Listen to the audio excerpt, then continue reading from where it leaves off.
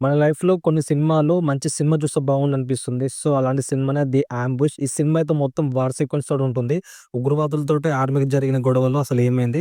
చాలా డేంజరస్ ప్లేస్‌లో ముగ్గురు ఆర్మీ సోల్జర్స్ ఇరుక్కుపోతారు. సో, అక్కడి నుంచి వాళ్ళని కాపాడారా లేదా అని చెప్పేసి సినిమా స్టోరీ. మనం ఈ సినిమా గురించి కొన్ని కీ పాయింట్స్ మాట్లాడుకుందాం. అందులో నెంబర్ 1 వచ్చేసి ఈ సినిమా స్టోరీ టైమే చాలా బాగుంటుంది. ఎందుకంటే మరీ సోది పెట్టకుండా లెంగ్తీ వైస్‌గా స్టార్ట్ చేసుకుంటూ చాలా నీట్‌గా చాలా కంపోజ్ చేశారు.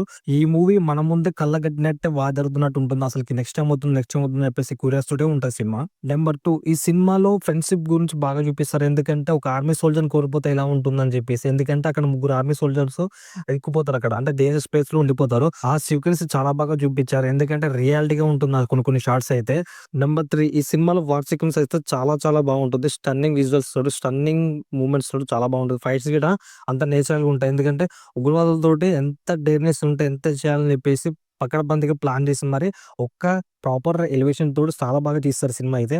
ఈ సినిమాలో ఉగ్రవాదుల సీన్స్ అయినా, కొన్ని ఎలివేషన్స్ అయినా చాలా చాలా నేచురల్‌గా ఉంటాయి. ఎందుకంటే కళ్ళకట్టినట్టు మనం ఎక్కడనో ఉంటాం. లైవ్‌గా చూడం గదా! ఈ సినిమాలో ఏందంటే చాలా లైవ్ టైప్‌గా ఉంటది. ఎందుకంటే రియాలిటీకి చాలా దగ్గర ఉంటది.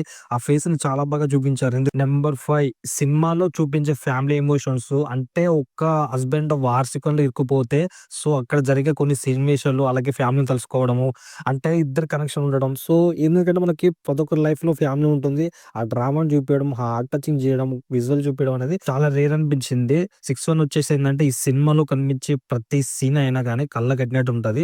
మోరల్ ఆఫ్ ద స్టోరీ ఏంటంటే ఇలాంటి సినిమాలు చాలా అరుదుగా వస్తాయి.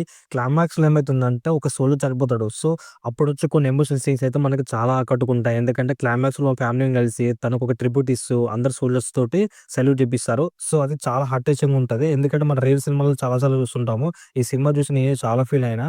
మీరు చూడాలనుకుంటే మన నెట్‌ఫ్లిక్స్‌లో అవైలబుల్ ఉంది. ఒకసారి చూడండి.